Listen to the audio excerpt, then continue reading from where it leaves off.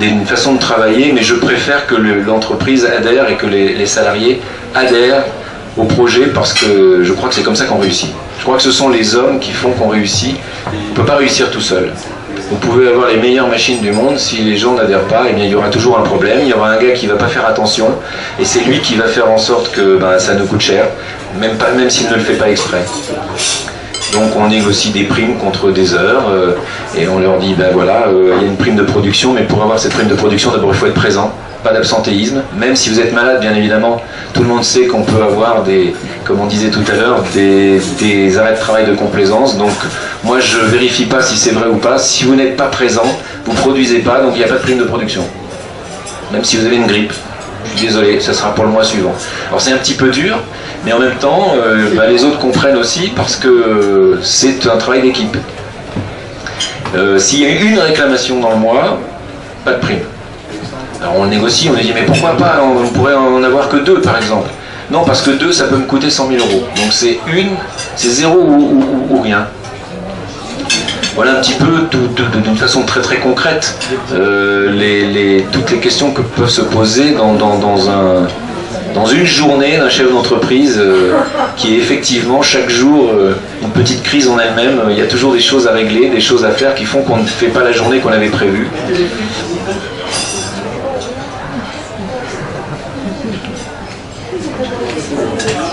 Alors pourquoi n'ont-ils pas délocalisé? C'est une bonne question, parce qu'on a des marchés qui sont quand même situés en Europe de l'Ouest. D'abord, il faut dire quelque chose de... Ils étaient très fiers d'avoir une première entreprise à l'Ouest. C'est bizarre, mais c'est comme ça. Et c'est un groupe qui a des entreprises dans toute l'Europe de l'Est. C'était la première fois qu'ils avaient une acquisition en France. Et il y a quand même une image de notre pays qui est toujours là, d'une qualité de travail, d'une productivité, même si les coûts horaires sont beaucoup plus élevés en France que dans d'autres pays. Je ne sais pas si vous avez vu cette étude dans les Échos, on n'est quand même pas avantagé. 34 € de l'heure en France, le coût du travail. En Angleterre, c'est 20 € de l'heure. En Allemagne, c'est 30 €. Et en Pologne, c'est 7 € de l'heure. Alors, quand je dis ça à mes amis de l'Agence française pour les investissements, ils me disent oui, mais il faut le pondérer avec la productivité. Et ils ont raison. Donc j'attends qu'on m'envoie l'étude, mais il semblerait que quand on pondère ce coût du horaire du travail avec la productivité et la qualité du travail, la France soit pas mal placée. C'est peut-être l'une des raisons aussi pour lesquelles nous sommes toujours là, même si nous avons autant de problèmes avec l'administration. Ça c'est une autre histoire, parce que si je me lance là-dedans, on va pas terminer, et puis moi aussi je voudrais... C'est toujours pas résolu, non. Malgré cet accord que nous avons signé avec l'ensemble des syndicats, l'administration ne nous a toujours pas autorisés à travailler officiellement 7 jours sur 7. Nous avons l'accord de l'inspecteur du travail, et ça a été dur à obtenir, et nous n'avons pas l'accord de la division qui concerne l'environnement pour des raisons de bruit. Ben oui, une usine ça fait du bruit. D'odeur, oui, une usine ça fait des odeurs, et on a fait ce qu'il fallait pour régler ces problèmes-là, mais il y a toujours des délais administratifs. J'ai encore reçu un courrier de 10 pages hier qui me demande des précisions complémentaires, donc ça ne s'arrêtera jamais.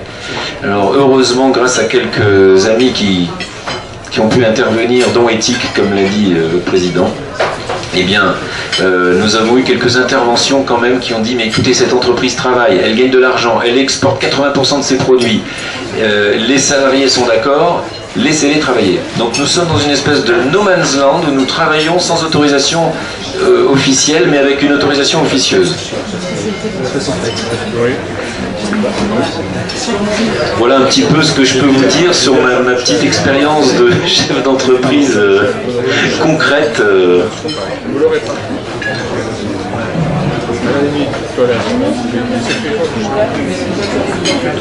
Sur mon expérience de gestion en période de crise. Voilà, merci.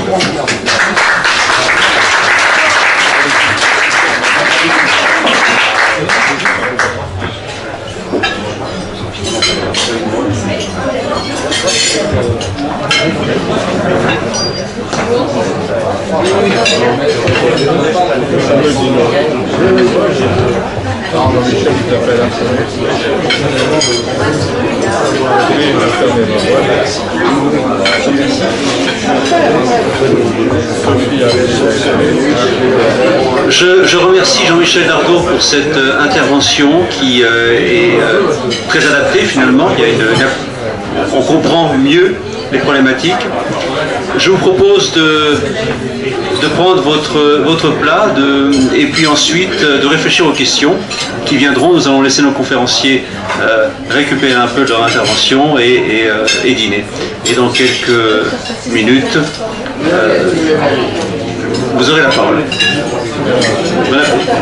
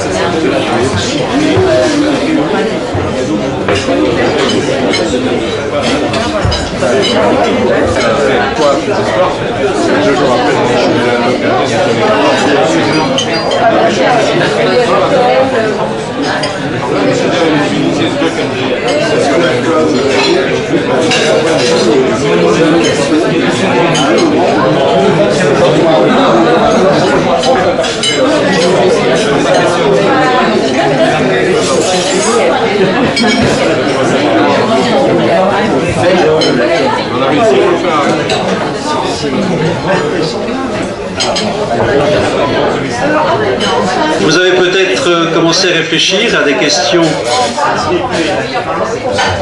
à poser à Sophie de Menton et à Jean-Michel Dargaud. Nous allons reprendre, si vous voulez bien, notre conférence. Et je vais, comme il est de coutume, je vais poser la première question à Sophie de Menton. On parlait des entreprises et de la confiance que les Français ont envers les entreprises. Les salariés aiment leur entreprise. L'image que les Français ont du libéralisme économique n'est pas forcément bonne. Là, il n'y a pas forcément une adéquation. Mais j'aimerais poser la première question à Sophie de Menton sur J'aime ma boîte et sur cette initiative pour réconcilier les Français avec l'entreprise. Les salariés le sont déjà. En fait, J'aime ma boîte, c'était un truc très amusant. L'histoire était, j'étais aux États-Unis dans un drugstore et j'adore les cartes humoristiques américaines. Et donc, ils sont assez doués et je regarde les cartes et je vois I love my boss. Je prends la carte, je la retourne, j'en vois une deuxième I love my boss, une troisième Happy Boss Day, une quatrième You're the greatest boss. J'hallucine complètement et je demande à la fille qui était à côté de moi, but what is it? Et elle me répond, oh, it's just like Valentine's Day. Je dis, mais comment? Et elle me dit, mais oui, c'est comme la Saint-Valentin, c'est la fête des patrons. Donc, tétanisée, j'achète le stock de cartes. Je rentre et je me souviens, j'avais un conseil au MEDEF et Célia était présidente du MEDEF et je me souviens très bien, je lève la main et je dis, je crois que j'ai une très bonne idée. On va en France lancer la fête des patrons au MEDEF. Et là, il y a eu hurlement de rire général. Et Célia me répond, ce qui ne manque pas de sel, me dit, vous savez, en France, faire la fête d'un patron, c'est le séquestrer, madame. Alors, je me suis dit, bon, c'est pas forcément une bonne idée. Je rentre chez moi et au dîner, je raconte l'histoire à mes enfants. Et mon fils me dit, t'as rien compris, ça, j'avais l'habitude de ce genre de choses. Il me dit, t'as rien compris, il faut faire lancer la fête des entreprises. Et je dis, ce petit a raison.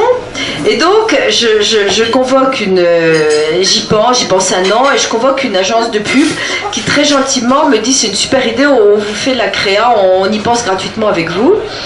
Et donc l'agence de pub, je la brief, je dis voilà, je voudrais la fête des entreprises parce que je pense que c'est bien et tout. Et l'agence commence à cogiter, me fait des projets en disant oui, on va dire que c'est l'endroit où on apprend, l'endroit où on s'épanouit dans le travail. Et exaspérée au bout de 2 jours, je dis écoutez, non, je veux juste un jour où on dit stop, j'aime ma boîte, voilà, un jour dans l'année où on oublie tous les problèmes. Et à ce moment-là, il m'a dit stop, vous avez le slogan, c'est j'aime ma boîte. Et donc, je l'ai vendu, et alors c'était très marrant parce que je l'ai vendu en disant que c'était un jour où on dit pouce, où on se réjouit d'être ensemble et de travailler ensemble, donc les gens ont assez pigé. Et au début, on m'a dit c'est pas possible de vendre ça, c'est invendable et les syndicats vont hurler. Et je me souviens très très bien que les syndicats, j'ai dit attendez qu'ils hurlent, je serai enchantée. Et j'ai un grand syndicaliste au téléphone à qui je dis qu'est-ce que vous pensez de ça ? Et je dis écoutez, si vous en pensez du mal, je serais enchantée que les syndicats disent qu'ils n'aiment pas les entreprises. C'est une très très bonne idée, dites-le. Silence radio. Jamais un syndicat n'a ouvert la bouche sur la faute des entreprises. Je les attends au tournant. Et en revanche, ils ont essayé de jouer en disant j'aime ma boîte mais elle m'aime pas. Ça a été la déclination de la CGT, etc. Mais ils n'ont jamais attaqué frontalement. Et là, cette année, pour le 10e anniversaire, nous avons, j'étais stupéfaite, la CGC, CFE-CGC, qui est partenaire, qui a demandé à être partenaire et partenaire payante. C'est-à-dire sponsoring de J'aime ma boîte. Alors, c'est quand même... Et donc, cette année, donc, on a fait des sondages tous les ans. Première année, je demande un sondage à l'IFOP d'ailleurs, et tout le monde quand même, tout le monde me disait la fête des entreprises c'est génial, vous pouvez pas dire j'aime ma boîte. Les conseils en communication, les agences me disaient écoutez, non, on vous a trouvé ça, vous pouvez pas dire j'aime ma boîte. Dites ce que vous voulez, mais pas ça. Je dis bon, et je fais tester le slogan par l'IFOP, et j'ai un coup de téléphone avant, et j'ai le patron de l'IFOP qui me dit écoutez, j'ose pas vous dire les résultats, j'ose pas vous les dire, c'est absolument incroyable. Je me dis, bon, ok, j'ai perdu, personne n'aime sa boîte. Il me dit, j'ai 82% des salariés interrogés qui disent, oui, j'aime ma boîte. Alors, ils aiment leur boîte, ils aiment pas les autres boîtes, ils aiment pas les patrons des autres, mais la leur, c'est à part. Et du coup, j'ai même demandé, est-ce que vous aimez votre patron, ce qu'on va recommencer à poser comme question cette année, et ils sont 65% en gros à dire, ouais, j'aime mon patron, mais je déteste les patrons, mais le mien, ouais. Donc voilà un peu l'histoire de J'aime ma boîte, qui poursuit, et qui d'ailleurs se poursuit. J'ai été à Bruxelles, parce que bon, il n'y a pas de raison, et en qui a dit, c'est une idée formidable. Et j'ai été lui dire, écoutez, si le Conseil économique et social européen lance ça, moi je trouve qu'une belle idée, au lieu de nous dire indéfiniment que l'Europe est nulle, c'est de dire que l'Europe fête ses entreprises, et qu'il y a un jour où toutes les entreprises d'Europe célèbrent les entreprises d'Europe. Et je me suis pointée à Bruxelles et c'est très très très bien parti. Pour l'instant on a 7 pays ralliés et pourquoi pas, je veux dire on n'a que du négatif à dire. Dans la Pologne, bien sûr. Là, je compte sur toi justement pour instaurer ça en Pologne. Je ne suis pas encore naturalisé polonais, hein. Ça va venir, mais... Enfin, le jour où on me dira I love my boss, je serai content. Ça n'est pas encore arrivé. Oui, quelqu'un ? On va démarrer donc les questions dans la salle. Alors vous savez qu'ici, cette salle, c'est le purgatoire, mais ce soir, c'est plutôt le paradis. Katia. J'ai la chance de vous passer le micro, figurez-vous. Attendez d'abord, je vais d'abord... Oui, mais...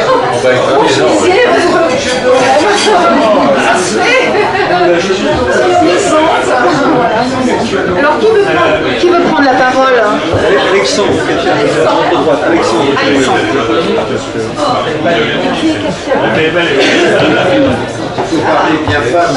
Bonjour, Alexandre Ginoyer, consultant et coach. C'est bon là? Non. Est-ce que vous pouvez avoir la gentillesse de vous présenter, parce que j'aime bien. Alexandre Ginoyer, consultant, coach indépendant, entreprise libérale. Oui, j'aime ma boîte, ok. La génération Y, est-ce qu'elle aime sa boîte? Parce qu'on dit que la génération Y, ils ne sont pas très attachés à leur société, ils sont attachés à d'autres choses, aux technologies, à l'inventivité, à la créativité, aux relations qu'on noue rapidement avec les autres, enfin plein de choses, ils ont plein de qualités, mais ils ne sont pas très attachés. Hein. Ça remet complètement en cause la pyramide de Maslow. Hein, voilà. Donc, est-ce que vous prévoyez finalement une évolution avec cette génération Y qui arrive de plus en plus sur le marché?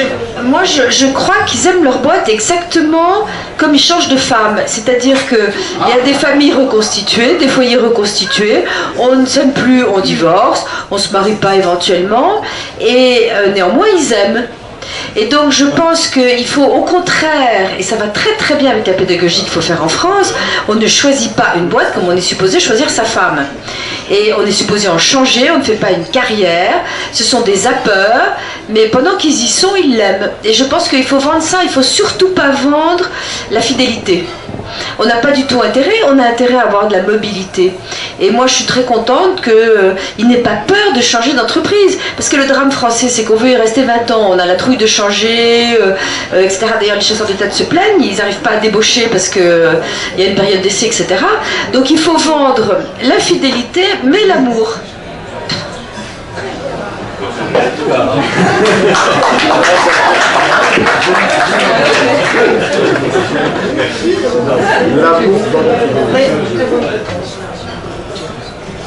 Bonsoir, David Ancry, je suis créateur d'entreprise, patron d'entreprise, et j'ai beaucoup apprécié votre pamphlet, la RSE, mais je voudrais vous suggérer de changer le thème, c'est responsabilité sociétale des employés, parce que je suis vraiment très très déçu par mon expérience, et je salue le combat de M. Dardour là, sur l'obtention de travailler. Mais actuellement, en France, on marche sur la tête avec les énarques. Moi-même, j'ai passé 2/3 de ma vie dans des grands groupes comme France Télécom et Topsoft. Mais quand j'ai créé mes entreprises, je me rends compte à quel point on se fout de la gueule des PME. Tous les gouvernements, que ce soit celui qu'on vient de voir passer, que celui qui va venir, mais c'est incroyable. Il faut arriver à manifester une fois par jour, une fois par an, je veux dire, sur les entreprises, leur dire, messieurs, essayons un peu d'être entrepreneurs pour créer des richesses, il faut prendre des risques. Et moi, je suis prêt à manifester si vous instaurez ce genre de choses. Malheureusement, comme on le disait tout à l'heure avec Sophie, il y a très très peu de ministres qui ont travaillé dans l'entreprise, qu'ils soient ministres des PME, ministres du commerce extérieur. Très très peu d'entre eux ont travaillé dans le domaine de l'entreprise. C'est bien dommage. Alors, on verra ce que va donner notre ministre du redressement productif. Ne jugeons pas d'avance, mais c'est un vrai problème. Alors oui, je disais tout à l'heure aussi, j'ai retrouvé un sondage qui a été fait par l'Université du Maryland. On a aussi le problème en France que, vous allez voir, ce sondage disait « Pensez-vous que les principes de la libre entreprise et de l'économie de marché sont le meilleur système sur lequel fonder l'avenir du monde ?» 77% des Américains disent oui, 66% des Britanniques pensent que oui. Combien des Français? 34% seulement. Il y a un vrai problème de culture dans notre pays là-dessus. Et les ministres en sont l'expression la première. Il n'y a pas de ministre qui ait déjà travaillé dans une entreprise. Autre question. J'en profite à la même table. Brigitte Reynaud, je suis secrétaire générale du Conseil national des villes. En deux mots, c'est une instance consultative sur la politique de la ville, c'est-à-dire les quartiers en difficulté. On conseille le gouvernement pour les réformes éventuellement à faire. Moi, j'avais une question, une interrogation par rapport au guide, très intéressant sur les RSE. Par rapport aux banlieues, peut-être qu'on pourrait rajouter un chapitre 11, c'est-à-dire qu'il apparaît important pour les entreprises dans les banlieues quand elles veulent s'implanter, recruter sur place, notamment les jeunes qui sont dans ces quartiers en difficulté, comme on les appelle. Eh bien, il y a le rapport avec, bien sûr, tous les acteurs internes, externes, les fournisseurs, mais il y a surtout le rapport avec la population locale. Et ça paraît déterminant pour que les entreprises puissent se développer localement et embaucher. On se rend compte que l'importance, pour avoir éditionné des entreprises, par exemple de la Seine-Saint-Denis du 93, c'est pour ces entreprises de développer avec la population locale, pas simplement leurs salariés, mais la population locale, c'est-à-dire les habitants au sens large, que ce soit les associations et les habitants tout court, et puis aussi les collèges et les écoles, des liens privilégiés qui font qu'on constate elles ne trouvent aucune difficulté à embaucher et il se crée avec ces populations locales et les liens qui ont été tissés, justement un rapport particulier avec le chef d'entreprise qui fait que ces salariés restent dans l'entreprise, aiment leur entreprise et le chef d'entreprise. Donc c'est un rapport particulier qu'on a constaté à travers certaines expériences d'entrepreneurs qu'on a auditionnées et qui est propre aussi à ces quartiers qui ont une sociologie particulière et toute une histoire particulière, notamment dans le 93. Mais il y a des enseignements en tout cas à tirer de ces quartiers en difficulté et des rapports instaurés au fur et à mesure du temps, avec, en particulier avec les populations locales. Donc c'était peut-être un chapitre 11, propre aux banlieues, je ne sais pas, mais en tout cas peut-être une chose de réflexion, les rapports avec les habitants eux-mêmes. Écoutez, vous avez une chance folle parce que vous venez d'écrire le chapitre 11 et je suggère qu'on fasse la fête des entreprises dans les banlieues. Et je pense que ce serait très si on avait un exemple dans une banlieue un peu difficile, et je pense que vous êtes la personne ad hoc, de convaincre une banlieue et d'en trouver une en disant écoutez, amenez les caméras de télé, parce qu'il n'y a que ça qui compte, amenez les caméras de télé, montrez des jeunes qui ont été recrutés, qui disent ouais ma boîte je l'aime, plus ils auront d'accent et plus ils seront, mieux ça ira, parce que ça prouvera qu'ils se sont intégrés. Et je pense qu'il y a vraiment quelque chose à